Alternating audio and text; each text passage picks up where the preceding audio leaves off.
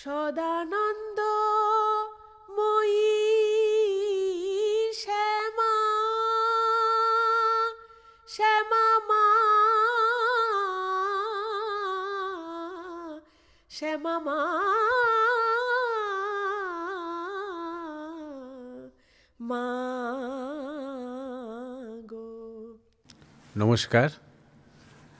মরমিয়া spiritual society YouTube চ্যানেলে যত দর্শক এবং শ্রোতা আছেন তাদের সবাইকে আমাদের জীবনের কথার এই নতুন এপিসোডে স্বাগত জানাই।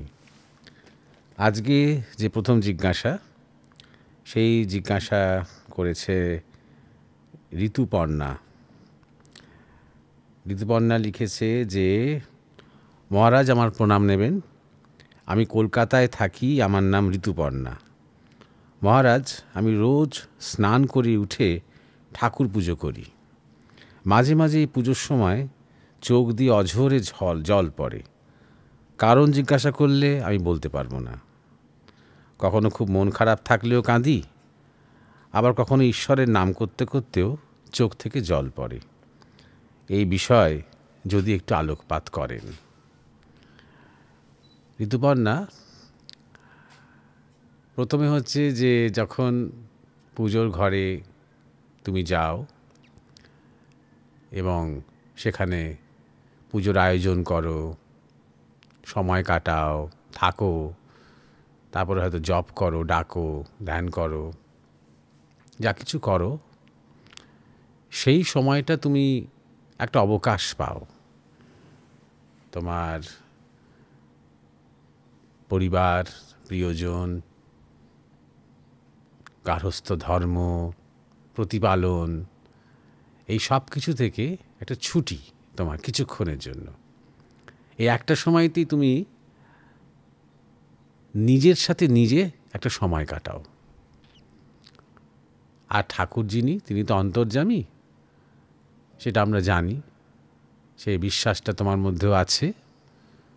তা নিজের অন্তরের সাথে থাকা এবং অন্তর্যামীকে একটা বলা যেতে পারে ছুতো করে এই নিজের সাথে থাকা, এটা খুব দরকার। এটা এক ধরনের সাইকোথেরাপি।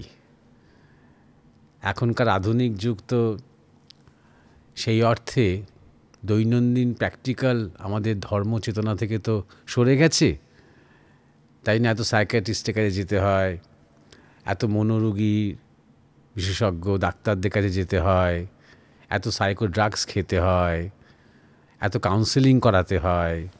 কাউন্সেলিং করার মূল বৈশিষ্ট্যই হচ্ছে তুমি নিজেই কথা বলো, তোমার কথা তুমি নিজেই বলো। একটা অন্ধকার ঘরের মধ্যে একটা আরামপ্রদ পরিবেশে অনেকটা সময় নিয়ে একটা নিজেও একটা স্নিগ্ধ আরামের মধ্যে থেকে কথা বলো এবং একজন তোমার কথা খুব মন দিয়ে শুনছেন, এটাই তার প্রফেশনাল কাজ। আমাদের জীবন থেকে গুরু, সাধু, সন্ন্যাসী সরে গেছে। আমাদের জীবন থেকে ঠাকুর, দেবতা সরে গেছে। হয়তো আধ্যাত্মিকতা, ধর্ম, যোগ এসব এসেছে, কিন্তু এই যে একটা অন্তরঙ্গতা, এটা সরে গেছে। আর সেই সময় সেই কাউন্সেলিংয়ের ঘরে বলতে বলতে সে তখন মানুষ কাঁদে, হাসে, অনেক পুরনো কথা বলে ফেলে, অনেক ট্রমা তার মধ্যে যে লুকিয়েছিল সেগুলো বেরিয়ে আসে। সেইগুলো দেখে ডাক্তাররা তখন ডায়াগনোসিস করেন, ওষুধ দেন, পরামর্শ দেন। এই কাজটাই কিন্তু এক অর্থে মানুষের যে বিশ্বাস, ধর্মবিশ্বাস এবং তার সাথে গুরুরা, মহাজনেরা করে গেছেন মানুষের সাথে। শুধুমাত্র আমাদের দেশেই নয়, সব দেশে, সব ধর্ম সংস্কৃতিতে এই আদান প্রদান থেকেছে। প্রিস্টরা, ফাদাররা, ইমামরা, মৌলবীরা সবাই এই কাজ করেছেন, এখনও করেন, কিন্তু এখন সেখানে ভিড় কমে গেছে। ভিড় এখন সাইকিয়াট্রিস্টের ক্লিনিকে বেড়েছে। সুতরাং এই যে একটা সাইকোথেরাপি, এটা পার্গেশন, সেইটা হয় অনেকের ক্ষেত্রেই হয়, তোমার ক্ষেত্রেও হয়। যে তুমি যেন একটা আপন মনে থাকার এবং আপন তোমার মধ্যে যা কিছু আছে সেগুলোকে প্রকাশ করার একজনকে পাও। তুমি যেটা বিশ্বাস করো যে তিনি শুনছেন, অন্তত তোমার অন্তঃকরণ তো শুনছে, যেটা হয়তো অবচেতনে রয়ে গেছে, যেটা তুমি হয়তো একটু ঢাকা দিয়েছো, লুকিয়ে রেখেছো, সেগুলো তো উঠে আসছে তখন। এই একটা সময় তো তুমি অভিনয় করছো না, কোনো সম্পর্কের অভিনয় তো করছো না। অভিনয় মানে যে সেটা একটা ভণ্ডামি তা কিন্তু বলছি না। কোথাও না কোথাও আমাদের একটা ভূমিকা পালন করতেই হয়, কখনো কন্যার ভূমিকা, কখনো বন্ধুর ভূমিকা, কখনো পত্নীর ভূমিকা, কখনো মায়ের ভূমিকা, প্রতিবেশীর ভূমিকা, বাড়িতে হয়তো পরিচারিকা কাজ করছে তার সাথে একটা ভূমিকা ক্রমাগত তো পালন করছি। আমরা নিজের সাথে নিজের সময়টা তো কাটাচ্ছি না। তা ঠাকুর ঘরের ওই সময়টা সেই একটা অবকাশ হয়ে ওঠে নিজের মধ্যে যা আছে সেটা বেরিয়ে আসার। এবার তুই নিজেই আমাকে বলেছ যে মাঝে মাঝে মন খারাপ হয় বলে কাঁদি, মাঝে মাঝে ঈশ্বরকে ডাকতে ডাকতেও যে কাঁদি, কেন ঠিক বুঝতে পারি না। মন খারাপ কেন হয়? যখন মন খারাপ কথাটা বলছো তখন হয়তো তার কারণটাও জানো। মন খারাপ নিশ্চয়ই হয় কারণ তোমার জাগতিক কিছু প্রত্যাশা আছে, সেটা মিটছে না। তোমার কিছু খারাপ লাগা আছে, সেটা মিটছে না। কেউ হয়তো আছে যে তোমার কথা শুনছে না, তোমার মনে হচ্ছে কেউ তোমাকে ঠিক ভালো করে বুঝতে পারছে না। এরকম নানা কারণে হতে পারে। কিন্তু যদি এমন হয় যে তোমার মন খারাপ হচ্ছে এমন কিছুর জন্য যার সাথে তোমার কোনো ব্যক্তিগত যোগ নেই, ধরো আজকে সারা পৃথিবীতেই, আমাদের দেশেও নানা রকমের অশান্তি অস্থিরতা রয়েছে, অনেক খুন জখম হচ্ছে, তাদের জন্য কি চোখে জল আসছে? তাদের জন্য কি কান্না পাচ্ছে? অন্যান্য দেশেও কত দাঙ্গা হাঙ্গামা চলছে, কত যুদ্ধ চলছে, কত মানুষ কষ্টের মধ্যে থাকছে, তাদের জন্য কি কান্না পাচ্ছে? যদি পায় তাহলে জানবে সেই রকম কান্নাতে মহামায়ার আসন টলে যায়। নিঃস্বার্থপর যে কান্না, অপরের দুঃখে দুঃখী হতে পারার যে শক্তি বা ক্ষমতা, এটা সহজে আসে না। সুতরাং কান্না যে তোমার আসছে, আসতে দাও তাকে, কিন্তু কান্না যদি আত্মকেন্দ্রিক না হয়ে পরকেন্দ্রিক হয়, সেটাকেই বলে কৃষ্ণেন্দ্রিয় প্রীতি ইচ্ছা। আত্মেন্দ্রিয় প্রীতি ইচ্ছা তারে বলে কাম। কৃষ্ণেন্দ্রিয় প্রীতি ইচ্ছা ধরে প্রেম নাম। কৃষ্ণেন্দ্রিয় প্রীতি ইচ্ছা মানে শুধুমাত্র কৃষ্ণের প্রতি আমার প্রেম সেখানে নয়, সর্বত্র সেই কৃষ্ণের সংসার, সেই কৃষ্ণের জগৎকে জানা বা তাকে দেখা বা সেভাবে মনের মধ্যে ভাব রাখা, সেই বিচার রাখা, এবং তার জন্য তাদের কষ্টে আমার কান্না আসছে কি না সেইটা দেখো। যখন বলছো যে মন খারাপ আর ঈশ্বরকে ডাকতে ডাকতে কান্না আসছে, সে কান্নাও অনেকের হয়, সে খুব মহৎ কান্না। সেটাকে আমরা ঠিক কান্না বলি না, সেটাকে বলি অশ্রুপাত। সেই কান্নার মধ্যে হাহাকার নেই, হতাশা নেই, এক অপেক্ষা আছে, এক আরতি আছে, ইয়ার্নিং, ইংরেজিতে কথা আছে, ইয়ার্নিং আছে। সুতরাং মানুষ দুঃখে কাঁদে, সুখেও কাঁদে। দুঃখটা কী জন্যে পাচ্ছ সেইটা দেখো, সেটা স্বার্থে ঘা লাগছে বলে, নাকি দুঃখটা পাচ্ছ সহমর্মিতায় আর সকলের দুঃখে দুঃখিত হয়ে। মানুষ শোকে কাঁদে, আনন্দেও কাঁদে, সুখেও কাঁদে। একটু আগে বললাম, ধরো তুমি অনেক চেষ্টা করেছো, অনেকবার তুমি কোনো কম্পিটিটিভ পরীক্ষায় ব্যর্থ হতে হতে শেষ পর্যন্ত সফল হয়েছ। সেই সাফল্যের সংবাদ যখন তোমার কানে এলো তখন তোমার চোখ দিয়ে জল পড়তে লাগলো। একটা তৃপ্তির কান্না, একটা সাফল্যের কান্না, বা তোমার কোনো প্রিয়জন তার কোনো সাফল্যের। একটা কান্না, যার পেছনে তুমি হয়তো অনেক পরিশ্রম করেছো, খেটেছো, ভেবেছো, প্রার্থনা করেছো। সেই প্রার্থনা যখন মঞ্জুর হলো, এটা সুখের কান্না। শোকের কান্না আছে, হঠাৎ কোনো প্রিয়জনের বিয়োগ হলো, তখন যে শোক লেগে যায় আমাদের, সেটা আমরা নিজেদের জন্যই বেশিরভাগ সময় এই রোদন করি, বিলাপ করি। নিজেদের যে অভাব, নিঃসঙ্গতায় আমরা মাঝে মাঝে কাঁদি, তখন ঠিক বুঝতে পারি না। আর নিঃসঙ্গতার মধ্যে আমরা তখন সঙ্গ খুঁজি। ভগবান আমাদের সঙ্গ হয়ে ওঠেন, ঠাকুর আমাদের সঙ্গ হয়ে ওঠেন, ওই ঠাকুর ঘরটা আমার নিজস্ব জায়গা হয়ে যায়। অভিমানে আমরা কাঁদি, বিভিন্ন কারণে ওই অভিমান, ওই প্রত্যাশা পূরণ হচ্ছে না, ওই মানুষ আমায় শান্তি দিচ্ছে না, এই সব ভেবে, আমাকে কেউ বুঝছে না, এসব ভেবে অভিমানে আমরা কাঁদি। নানা রকমের কান্না আছে। বিরহে আমরা কাঁদি, আবার মিলনেও আমরা কাঁদি। মিলনের যে আনন্দ, মিলনের যে প্রেম, সেই প্রেমের কিন্তু এক অশ্রুপাত আছে। সেটা ঠিক দুঃখ পেয়ে বুক চাপড়ানো কান্না নয়, সে একটা তৃপ্তির, এক পরিপূর্ণতার, একটা পরিণতির, একটা যাত্রার, একটা অন্তিম সুর, যেন একটা বহুকালের জন্ম জন্মান্তরের যেন অপেক্ষার একটা অন্তিম সুর, সেই মিলনের, সেই মিলনেরও অশ্রুপাত আছে। শুধু নানা রকমের, এবং এটা খুব ফান্ডামেন্টাল, এটা আমাদের জীবনে খুব মৌলিক একটা বিষয়।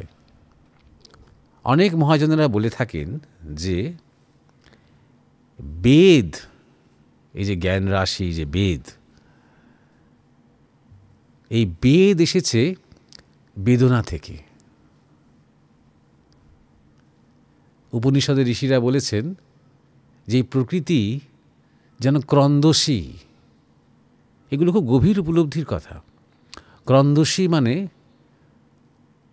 যেন কাঁদছে উপরের দিকে তাকিয়ে। প্রকৃতি কিন্তু ঊর্ধ্বমুখী।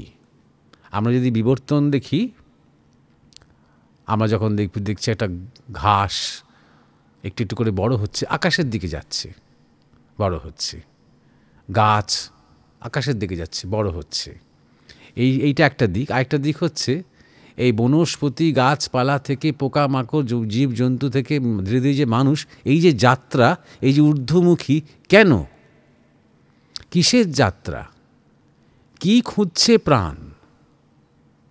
কিছু একটা হারিয়েছে যেটা ফিরে পেতে চাইছে। শাস্ত্র বলছে আমরা সবই তো এক ছিলাম, এক থেকে বহু হয়েছি, আবার বহু থেকে একে ফিরে যেতে চাইছি। তার কি কোনো স্মৃতি আছে? স্মৃতি নেই, রেশ আছে। একে যে ফিরে যেতে চাইছি আমরা, এটাই প্রমাণ। এই যে খোঁজ আমাদের মধ্যে রয়েছে সেই একের সাথে মিলিত হবার, সেই যেন কিছু একটা নেই আমাদের জীবনে, যেন কিছু একটা অভাব বোধ, যেন কিছু একটা কষ্ট, তার যে অশ্রুপাত, সেই অশ্রুপাত ক্রন্দসী, উপনিষদের ঋষিরা বলছেন। এবং এই ক্রন্দসীটা, এই যে কান্না বা এই যে অশ্রুপাত, এটা ঠিক আমাদের যেটা জাগতিক অর্থে যে কান্না, একটা বাচ্চা ছেলে বায়না করছে একটা পুতুলের জন্য যে কান্না, বা স্বামী স্ত্রী ঝগড়া করে যে কান্না, সেই কান্নার সাথে এই কান্না মিলবে না। এই কান্নার ফসল সবসময় চোখের জল নাও হতে পারে। এই কান্না অনেক ভেতরে, অনেক গভীরে আমাদের মধ্যে রয়েছে। যারা খুব জাগতিক মানুষ, যারা বিষয় সম্পত্তি, টাকা পয়সা, কাম কাঞ্চনের মধ্যে তাদের পরিতৃপ্তি খুঁজছে, এই যে খুঁজছে, তারা একটা পরিতৃপ্তি খুঁজছে, খুঁজতে গিয়ে হয়তো জড়ের মধ্যে, জগতের মধ্যে খুঁজছে, কিন্তু খুঁজছে, একটা অতৃপ্তিতাও রয়ে যাচ্ছে।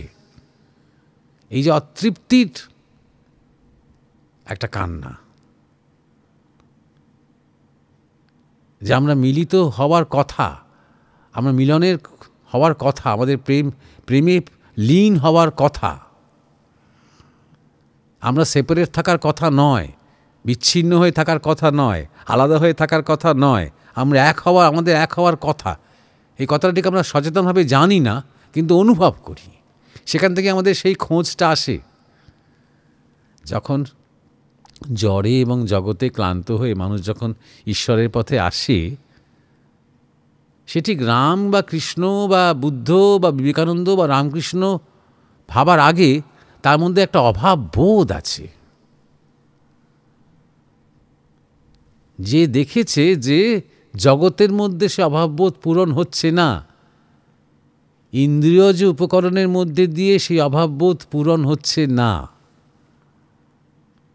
ভেতরে ভেতরে কি একটা যেন তৃষ্ণা, একটা অতৃপ্তি আছে। মহাজনেরা বলেন সেই যে বেদনা, সেই বেদনা থেকে আত্মচর্চা শুরু করেছেন ঋষিরা, আর সেখান থেকে আমরা বেদ পেয়েছি, উপনিষদ পেয়েছি। এটা খুব ফান্ডামেন্টাল, এটা এই অভাববোধটা।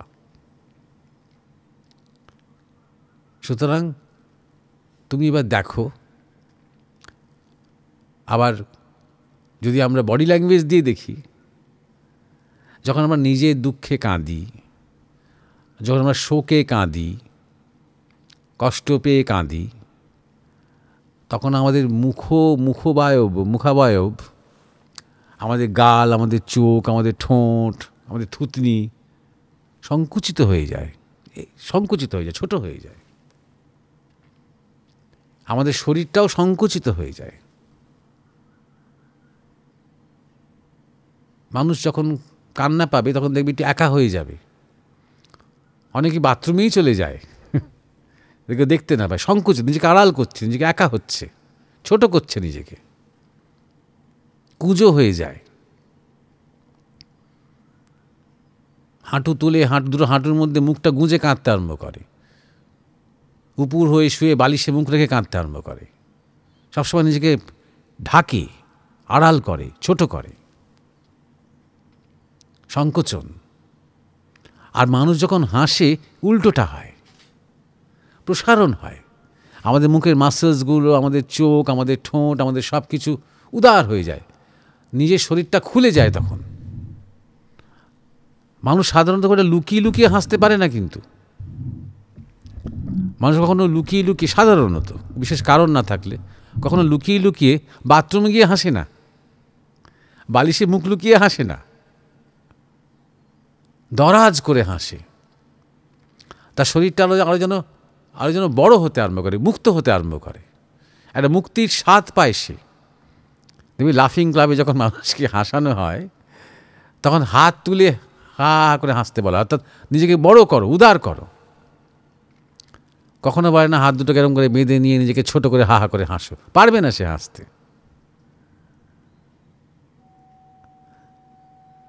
আবার এই কান্নাই, এই অশ্রুপাত দু রকমের হয়। আমাদের গুরু মহারাজ স্বামী পরমানন্দ তিনি বলতেন দু রকমের হয়। যখন আমরা নিজের জন্য কাঁদি, স্বার্থের জন্য কাঁদি, যে কান্না আমাদের সংকুচিত করে, হতাশ করে, অবসাদের কান্না, তখন আমাদের চোখের এই ভেতরের কোণ দিয়ে আমরা কাঁদি, যত জল পড়ে, নাক বেয়ে আমাদের জল নিচে নামতে আরম্ভ করে, চোখের জল, সংকুচিত যে কান্না, সংকোচনের যে কান্না। আর যখন আমাদের প্রেমী অশ্রুপাত হয়, ঈশ্বরের জন্য অশ্রুপাত হয়, তার মধ্যে একটা আনন্দ আছে। আর সেই কান্না, সেই চোখের জল যখন পড়ে, তখন বাইরের ধার দিয়ে, বাইরের কোণ দিয়ে চোখের গাল বেয়ে সেই চোখের জল নামে। সেই কান্না কখনো মুখ কুঁচকে যাবে না, সেই কান্নায় একটা স্নিগ্ধ মধুর এক হাসি থাকবে, একটা প্রসন্নতা থাকবে। সেই কান্না দেখতে সুন্দর। বাচ্চাদের কান্না দেখলে আমাদের মায়া হয়, কিন্তু সাধারণত বয়স্কদের কান্না দেখতে সুন্দর নয়।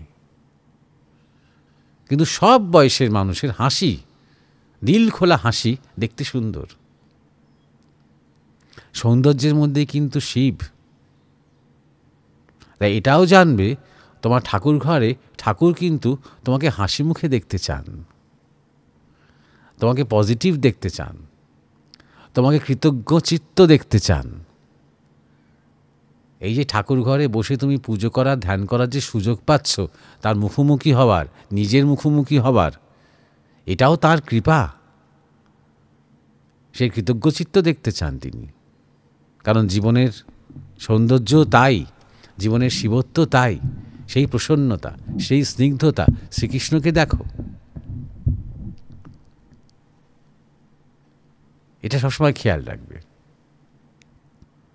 চৈতন্যদেবের কথা গুরু মহারাজ বলতেন, চৈতন্যদেবের যখন অশ্রুপাত হতো, তখন খুবই অশ্রুপাত হয়েছে তার। তিনি যখন নবদ্বীপের রাস্তায় রাধা ভাবে উন্মাদের মতন যার তার পায়ে পড়ছেন, পা ধরছেন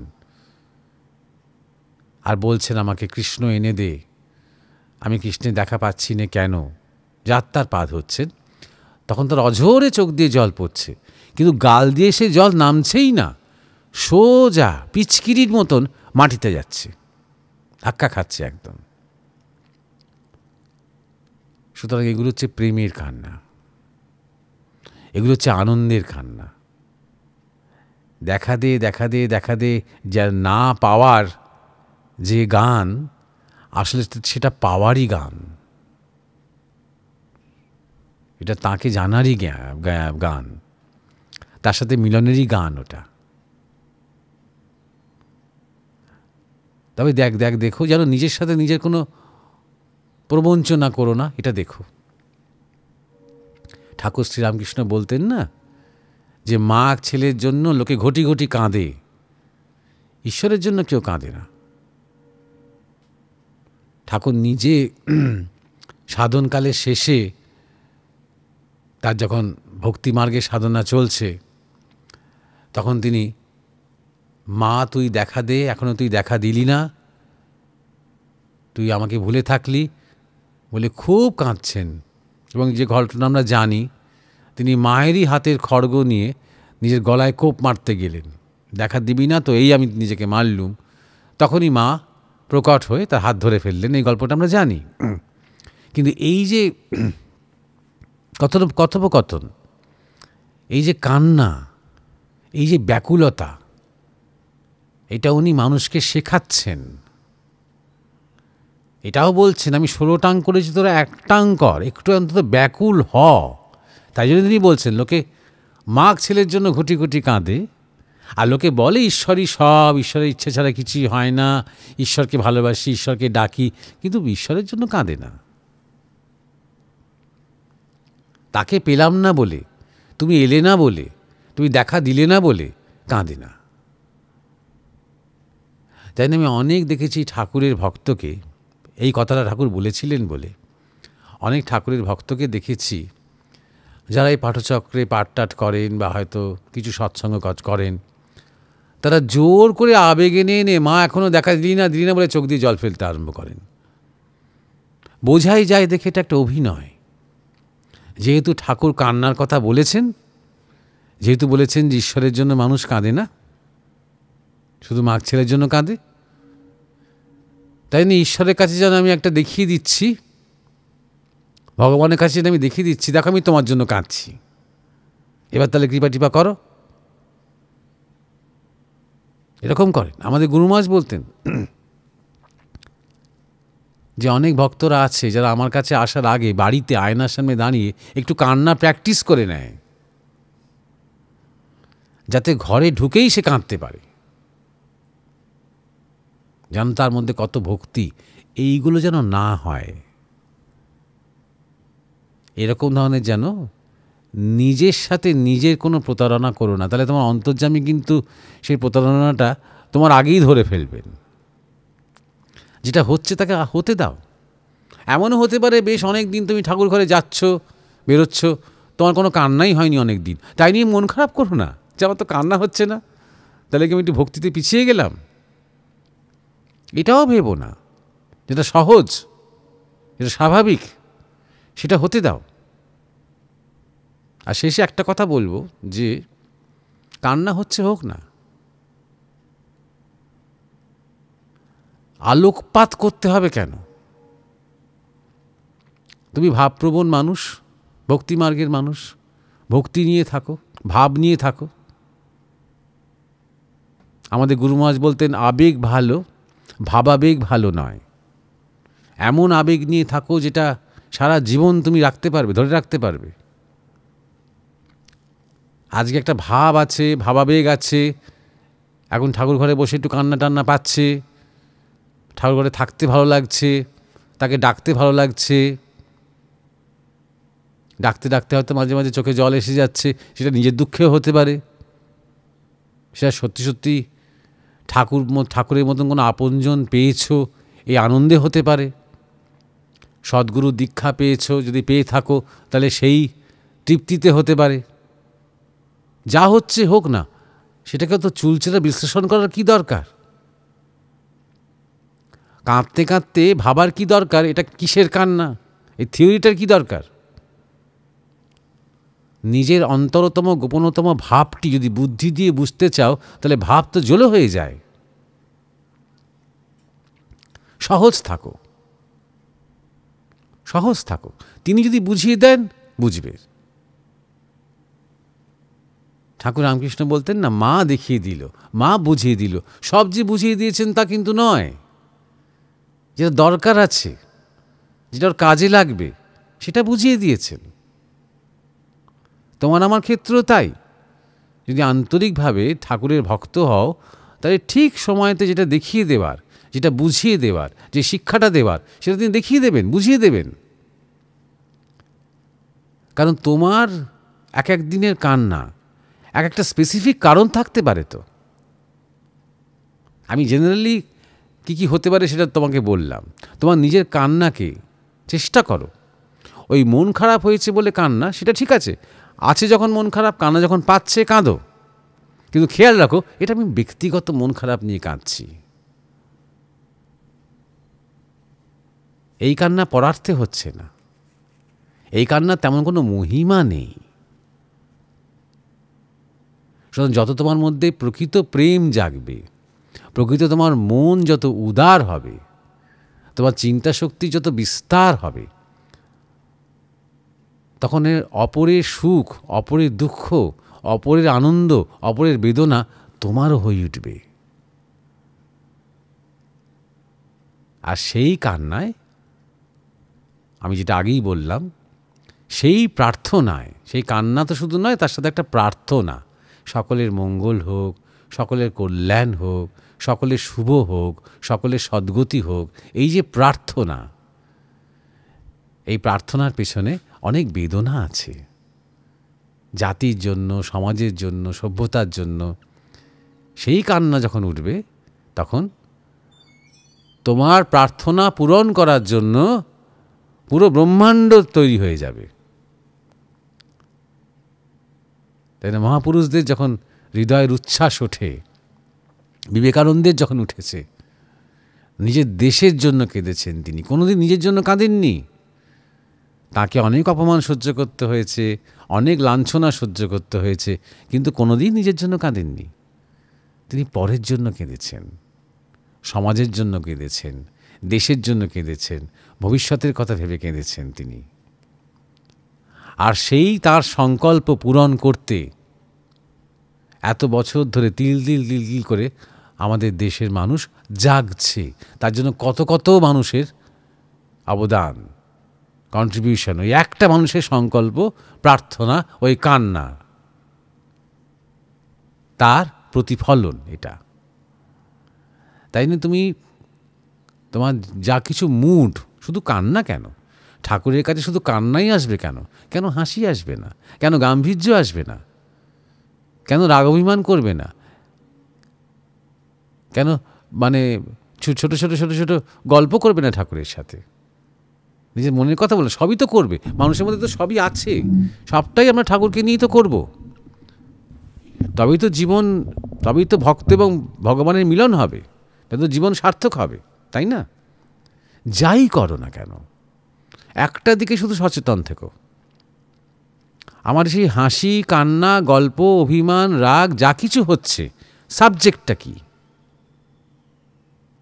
সেই সাবজেক্টটা যতটা আমি থেকে সরে গিয়ে তুমি হবে, তত তোমার জীবনে গতি আসবে। আশা করি তুমি কিছুটা তোমার মানে যে জিজ্ঞাসা তার কিছুটা আলোকপাত হলো। এবার তুমি ভালোভাবে নিজের মতন করে এগোতে পারবে। আরেকটা জিজ্ঞাসা, এই জিজ্ঞাসা করেছে নয়ন দত্ত। গুরু মহারাজ, শ্রী ভগবানের নামে কিভাবে রুচি বা আনন্দ পাব, যদি সেটার উপায় কিছু বলতেন। সাধারণ গৃহস্থ যারা আমরা আছি সংসারে, তারা কি নামে রুচি বা আনন্দ লাভ করার কোনো উপায় আছে?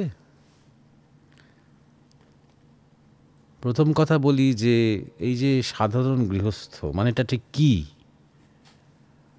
মানে গৃহস্থ বলতে তোমার একটা স্ত্রী আছে, কি ছেলে মেয়ে আছে, কি পরিবার, মা বাবা আছে, তো তাতে কি অসুবিধা হয়েছে? যে তারা আছেন বলে বা তাদের প্রতি তোমার কর্তব্য আছে, দায়িত্ব আছে বলে তোমার রুচি আসতে দেরি হবে, বা তাদের স্পেশাল কোনো রুচির একটা সিলেবাস তাই তুমি দাবি করছো, এই ব্যাপারটা আমার কাছে পরিষ্কার নয়। যে গৃহস্থ বলে আলাদা করে কি আছে? গৃহস্থ ধর্ম, গৃহস্থ আশ্রম, ওটা একটা লাইফস্টাইল। সন্ন্যাস একটা লাইফস্টাইল, ব্রহ্মচর্য একটা লাইফস্টাইল, বানপ্রস্থ একটা লাইফস্টাইল, গৃহস্থ একটা লাইফস্টাইল। এবং আশ্রম, সেই লাইফস্টাইলকে কেন্দ্র করে আমি কিভাবে ঈশ্বরের পথে এগোবো। গৃহস্থ বলে একটা বিরাট কোনো প্রতিবন্ধকতা, বিরাট কোনো ডিসঅ্যাডভান্টেজ, এটা এই মনে করাটা থেকে নিজেকে মুক্ত করো আগে। এখান থেকে নিজেকে সরাও, এই ভাবনা থেকে যে আমরা গৃহস্থ, আমরা সাধারণ, আমরা সংসারে আছি, অতএব অনেক বাধা, বাধাগুলো মনের, তারা তোমার বাধা নন, বা তোমার লাইফস্টাইলটা তোমার বাধা নয়। এই সংসারের বাইরে আমরা কেউ নেই, আলাদা আলাদা লাইফস্টাইল নিয়ে আছে মানুষ। একজন সর্বত্যাগী সন্ন্যাসীও তিনি এই সংসারেই আছেন, এই জগৎ সংসার নিয়েই তিনি আছেন। একজন কর্মযোগী সন্ন্যাসী রীতিমতন নানা রকম জাগতিক কাজকর্ম নিয়ে তাকে থাকতে হয়। হিসেব নিকেশ দেখা থেকে শুরু করে, মিস্ত্রি টিস্ত্রি লাগানো থেকে শুরু করে, কনস্ট্রাকশন করা, সমাজের কাজ করা, বহু মানুষের সাথে উঠবোস করা তাকে করতে হয়। তিনি তার থেকে কবে মুক্তি পেয়ে তিনি ঈশ্বরের তার নামে রুচি আসবে এটা তিনি ভাবেন না। তিনি সবটাই ঈশ্বরের নাম নিয়ে করেন। সুতরাং প্রথম কথা হলো, তোমার নামে রুচির কথা আমি আসছি, কিন্তু ঈশ্বরকে নিয়েই, ভগবানকে নিয়েই গার্হস্থ্য জীবন। গার্হস্থ্য জীবন থেকে কি করে আমি মানে মুক্তি পেয়ে একটু ঈশ্বর কথা চিন্তা করব, গার্হস্থ্য জীবনের যে টানাপোড়েন সেখান থেকে করে ঈশ্বর কথা চিন্তা করব, এই ভাবনা থেকে নিজেকে সরিয়ে নিতে হবে। যা কিছু গার্হস্থ্য উপকরণ রয়েছে তোমার জীবনে, সবই তাঁর আয়োজনে হয়েছে, তোমার ইচ্ছায় হয়নি। সেটাই তোমার সাধন ভূমি। সন্ন্যাস তোমার সাধন ভূমি নয়, গার্হস্থ্য জীবনটা তোমার সাধন ভূমি। গার্হস্থ্য জীবনেই শ্যামাচরণ লাহিড়ী মহাশয় ছিলেন, গার্হস্থ্য জীবনই যাপন করেছেন বহু ঋষিরা, তাদের প্রত্যেকে ঋষি পত্নী থেকেছেন, তাদের সন্তান থেকেছে।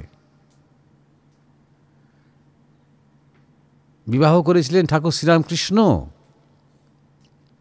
নাগ মহাশয় গার্হস্থ্য জীবন যাপন করেছেন। গিরিশ ঘোষ, বড় বড় সব নামকরা ভক্ত, এরকম আরও অনেক আছে, বহু উদাহরণ আছে। সুতরাং গার্হস্থ্য জীবন মানে একটা স্পেশাল ক্যাটেগরি, যাদের জন্য কিছু শর্টকাট আছে। এই ভাবনাকে বলা হয় পাটোয়ারি বুদ্ধি, কোনো শর্টকাট কিছু নেই। আন্তরিকতাটাই হচ্ছে আসল কথা, কোনো ব্যাকডোর নেই। আমাদের গুরু মহারাজ বলতেন যে ঈশ্বরের পথে কোনো ব্যাকডোর নেই। চাকরি পেতে গেলে ব্যাকডোর আছে, শেষ মুহূর্তে ট্রেনের টিকিট পেতে গেলে ব্যাকডোর আছে,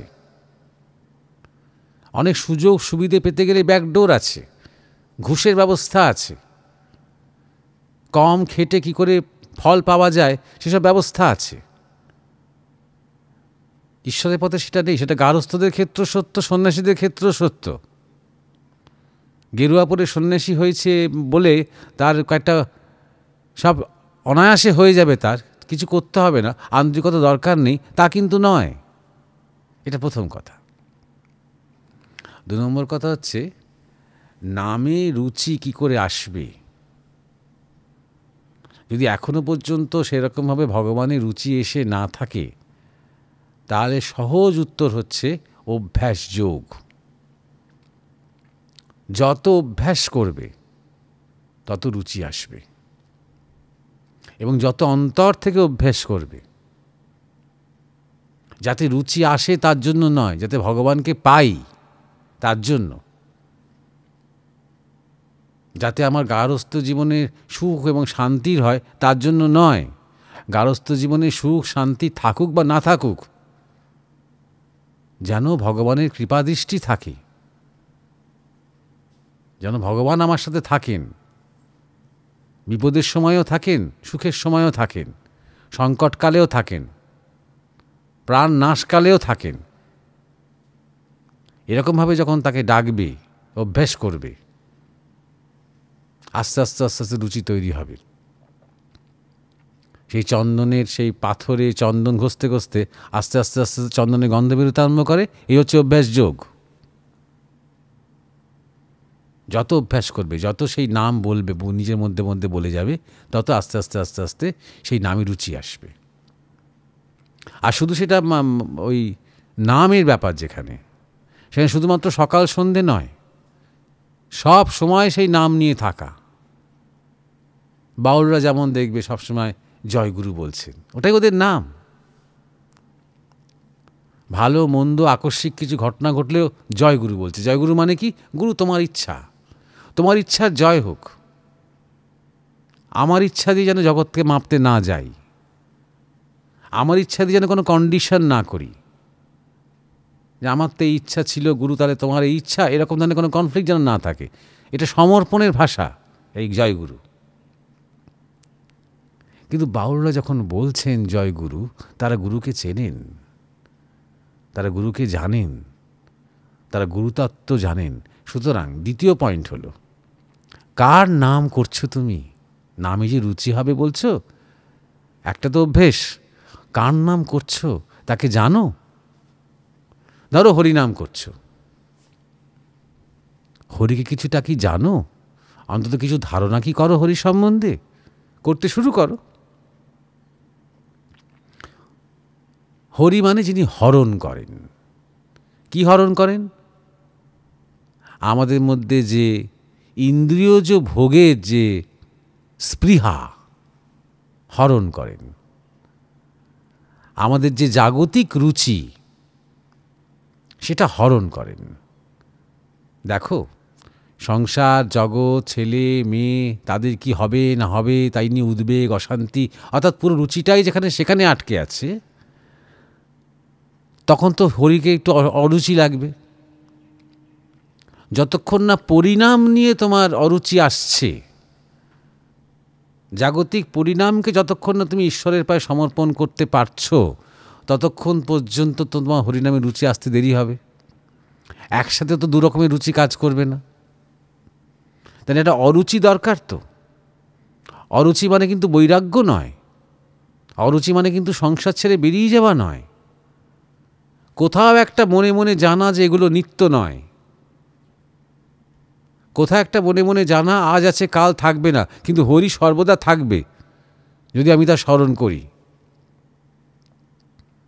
জন্ম জন্মান্তরেও থাকবেন তিনি, এগুলো থাকবে না। তাহলে এই যে হরি হরণ করেন, এটা কে বলবে? তোমাকে? গুরু বলবেন, সাধু বলবেন, মহাত্মারা বলবেন, মহাজনেরা বলবেন। তাহলে তৃতীয় উপায় কি? সাধু সঙ্গ করা। যত সাধু সঙ্গ করবে তত যার নাম তার প্রতি রুচি আসবে। ধরো আমি কৃষ্ণ নাম করি, কৃষ্ণ সম্বন্ধে যত শুনি, যত দেখি, যত বুঝি, আমি কি মূল ব্যাপারটা কি পাই? তার আনন্দময়তা, তার প্রেমময়তা, তার সম্পূর্ণ স্বাধীনতা, এইগুলো পাই। তো যখন আমি কৃষ্ণ নাম করছি তখন মনে পড়ে যাচ্ছে তার আনন্দময়তা, প্রেমময়তা, তার স্বাধীনতা। যখন মনে পড়ে যাচ্ছে, যখন সেই চিন্তার মধ্যে আমি ডুবে আছি, তখন আমার মধ্যে সে আনন্দময়তা, প্রেমময়তা, স্বাধীনতাটা আস্তে আস্তে জাগতে আরম্ভ করছে। ধর আমি শিবের কথা ভাবি, শিব নামে আমার রুচি, তাহলে শিব বলতে কি মনে পড়ে যায়? ত্যাগ, জ্ঞান, প্রেম, শান্তি, এগুলো মনে পড়ে যায়। তো যখন আমি তাঁর কথা ভাবছি, শিবের কথা, তাহলে তাঁর যে ত্যাগ, তার যে শক্তি, তার যে জ্ঞান, তার যে প্রেম, এগুলো মনে পড়ে যায়। তার যে সৌন্দর্য, সেই ত্যাগের গভীরে যে একটা অপূর্ব সৌন্দর্য, সেটা মনে পড়ে যায়। যখন মনে পড়ে যায়, বারবার মনে হচ্ছে, স্মরণ হচ্ছে, তখন আমার মধ্যে সেই বৈশিষ্ট্যগুলি জাগতে শুরু করে। পূর্ব হতেই বিদ্যমান, এমন নয় সেটা বাইরে থেকে এলো, পূর্ব থেকেই আছে। স্বার্থপরতাও আছে, সংকীর্ণতাও আছে, লোভও আছে, কামও আছে, সেইগুলো আস্তে আস্তে জয় হতে আরম্ভ করে পূর্ব থেকেই বিদ্যমান যেগুলো একটু সুপ্ত ছিল, যে জ্ঞান, বৈরাগ্য, ত্যাগ সুপ্ত ছিল, সেগুলো জাগতে আরম্ভ করে। শিব কিন্তু শুধু সন্ন্যাসীদের দেবতা নন, শিব ঠাকুর, তিনি সংসারীদেরও, গৃহীদেরও, তিনি সবার। তন্ত্রের শিব রয়েছেন, যোগের শিব রয়েছেন। সুতরাং কার নাম করছো, তার নামে রুচি আনতে গেলে তার সম্বন্ধে একটু জানতে হবে, একটু শুনতে হবে, একটু মনন করতে হবে, একটু স্মরণ করতে হবে। কিভাবে? অনুমান করে নয়, শুধু তার মূর্তির দিকে তাকিয়ে তো সবটা হবে না। আমি একটা মন্দিরে গেলাম, সেখানে মন্দিরে গিয়ে আমি হয়তো বিষ্ণুর একটা মূর্তি দেখছি, চতুর্ভুজ, শঙ্খপদ্ম, গদা, চক্র নিয়ে তিনি দাঁড়িয়ে রয়েছেন। সেইটা দেখলেই কি সবটা হবে? ইমেজটা রইল, কিন্তু ইমেজের পেছনে, সেই ছবিটার পেছনে, সেই মূর্তির পেছনে যে ভাবটা আছে, যে জ্ঞানটা রয়েছে, যে বিজ্ঞানটা রয়েছে, যে মেসেজটা রয়েছে, যে বার্তাটা রয়েছে, সে তো মূর্তি তোমাকে নিজে নিজে বলে দেবে না। সত্যি কথা বলতে কি, মন্দিরের পুরোহিত পারবে না সেটা বলতে। হয়তো শাস্ত্র থেকে দু একটা কথা তিনি বলে দেবেন, তার বলায় কোনো শক্তি থাকবে না। শক্তি কার বলায় থাকে? যার জীবনে বৈষ্ণবী শক্তি জ্যান্ত হয়ে উঠেছে। তিনি কে? তিনি কোনো বৈষ্ণব মহাজন, তিনি কোনো সাধু, তিনি কোনো মহাত্মা, এবং তিনি তোমার প্রিয়জন, তিনি হয়তো তোমার গুরু। তিনি তোমার কাছে বিষ্ণু শক্তিকে জ্যান্ত করে তুলছেন, তোমার ধারণাকে অন্তত তৈরি করে দিচ্ছেন, যাতে তোমার রুচিটা বাড়ে। তাহলে এই তিনটে কথা তোমাকে মনে রাখতে হবে। এক হচ্ছে অভ্যাসযোগ, এবং দ্বিতীয় হচ্ছে সাধুসঙ্গ, সৎসঙ্গ, আর তৃতীয় হচ্ছে তাকে জানতে জানতে রুচি, তাকে শুনতে শুনতে রুচি। নালে নিরস লাগবে। একটা শব্দ যার মানে ভালো করে আমরা জানিই না, একটা হয়তো বীজমন্ত্র বা একটা মন্ত্র, অনেকে নাম করে, অনেকে মন্ত্র বলে, সে মন্ত্রের অর্থ আমি হয়তো জানিই না। কার জপ করছি, কিসের জপ করছি জানি না, শুধু প্র্যাকটিস করে যাচ্ছি ভেতরে ভেতরে, শুধু মাঝে মাঝে জপ করতে হয়, নাম করতে হয়, শুনেছি তাই করে যাচ্ছি। রুচি আসতে দেরি হবে। একটা জীবনই হয়তো কেটে গেল, রুচি এলো না।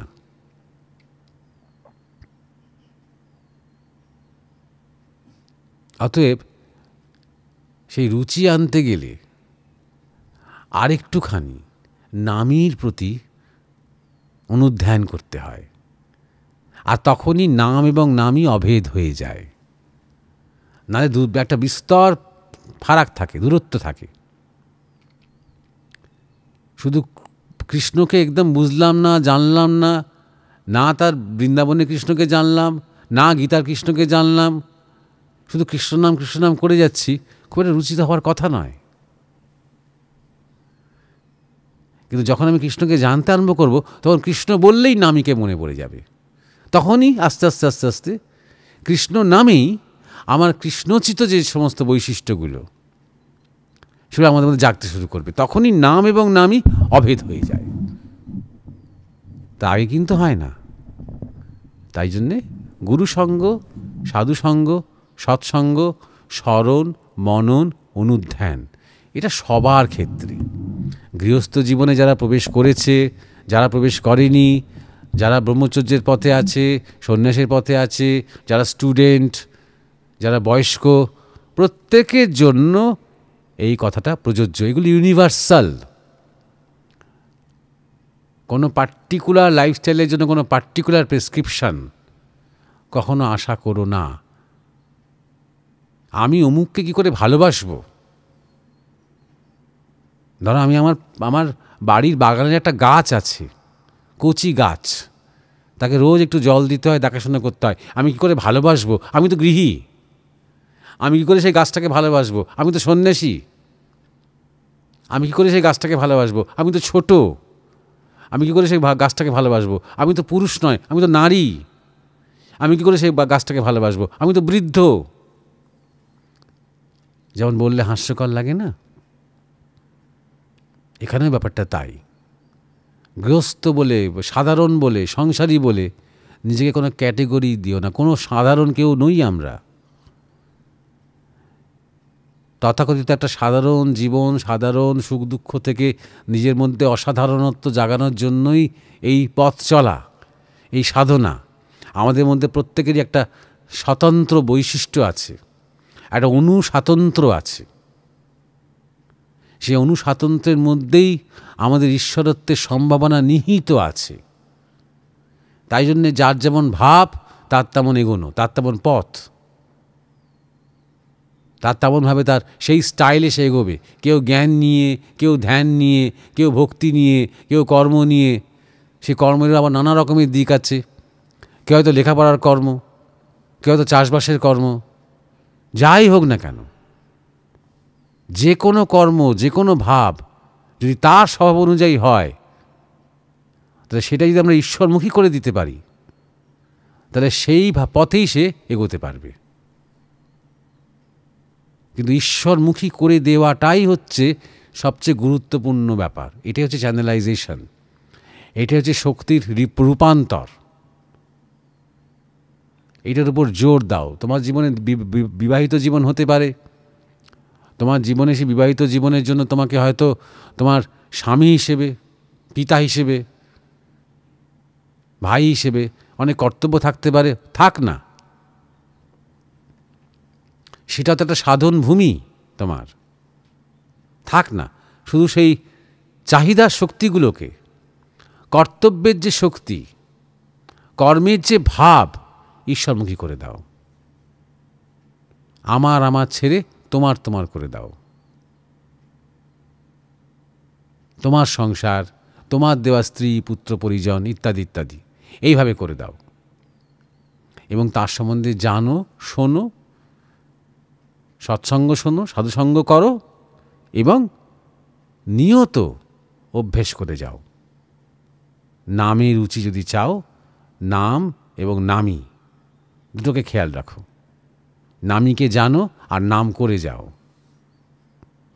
সারা দিন রাত সমস্ত সময়তে ভুলে ভুলে যখন যাবে আবার মনে করো, আবার করে যাও, অভ্যেস করো।